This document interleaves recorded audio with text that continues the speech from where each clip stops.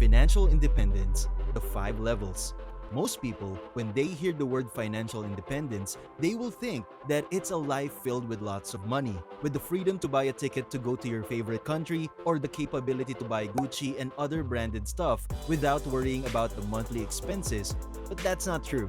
Financial independence is more than just not worrying about monthly payments. In this video, I will be sharing with you the 5 levels of financial independence and the reason why financial independence has multiple definitions. Hello everyone, this is Finance Boss, an awesome channel for awesome people like you. And if you're new to the channel, don't forget to click the subscribe button below and share this video. To start off, financial independence is a journey that actually happens gradually over multiple stages. Sometimes you'll have to spend years and years at each stage. But once you pass the first stage, you move on to the next and then you just keep going until you become totally financially free.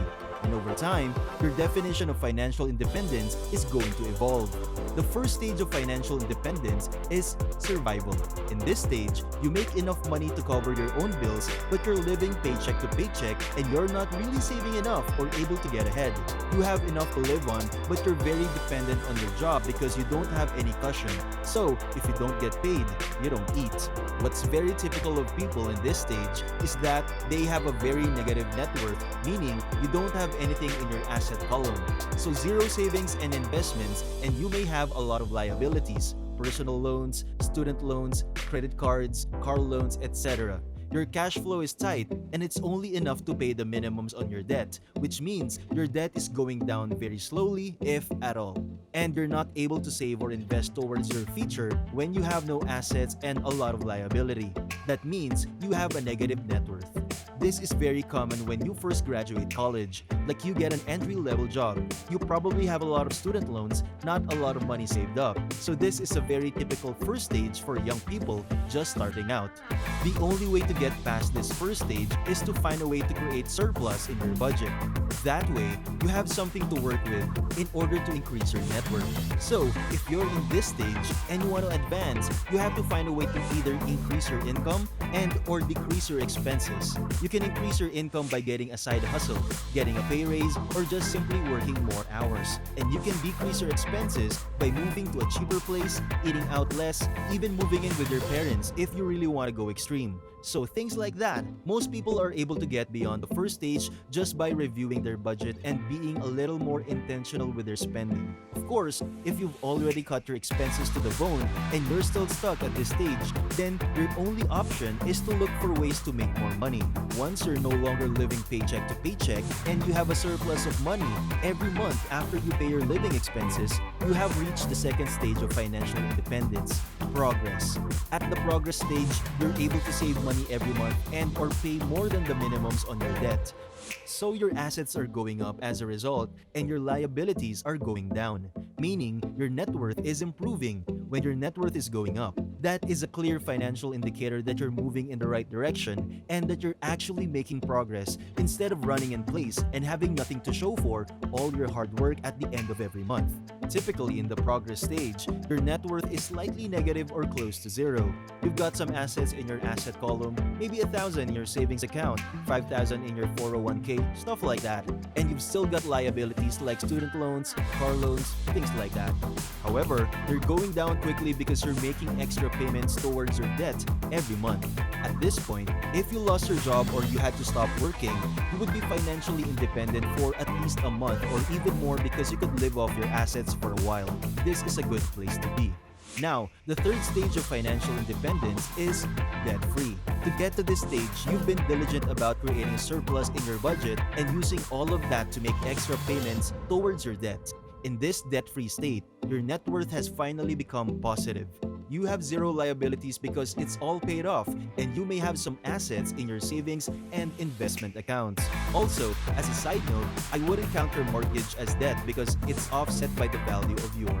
Meaning, if you sold your home today, you could pay off your mortgage and have some money left over.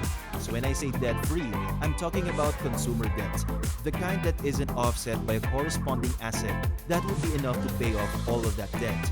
So I'm talking about student loans, credit cards, things like that. In this stage, since you no longer have monthly pay, you have a ton of free cash flow to save and invest.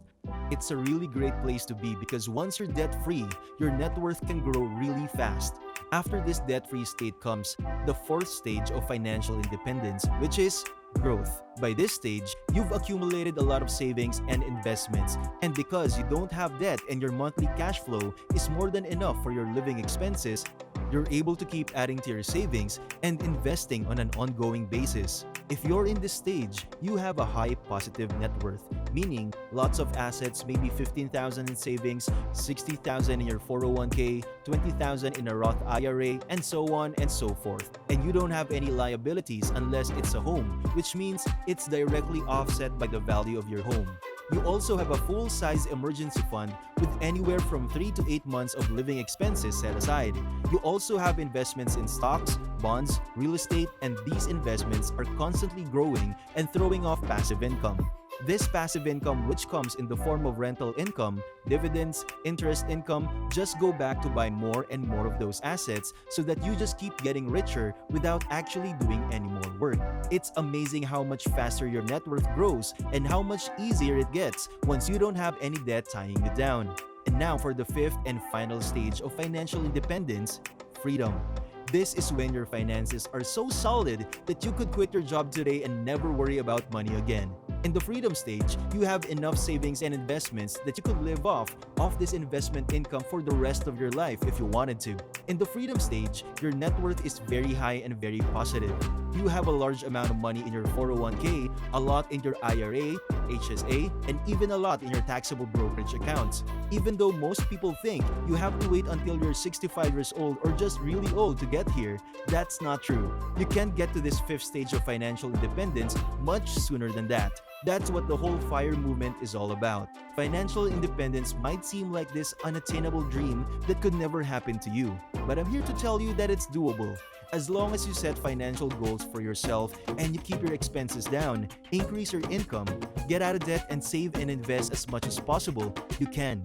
And we'll move through each of these 5 stages of financial independence. It doesn't matter how long it takes. All that matters is that you're moving in the right direction and going from one stage to another.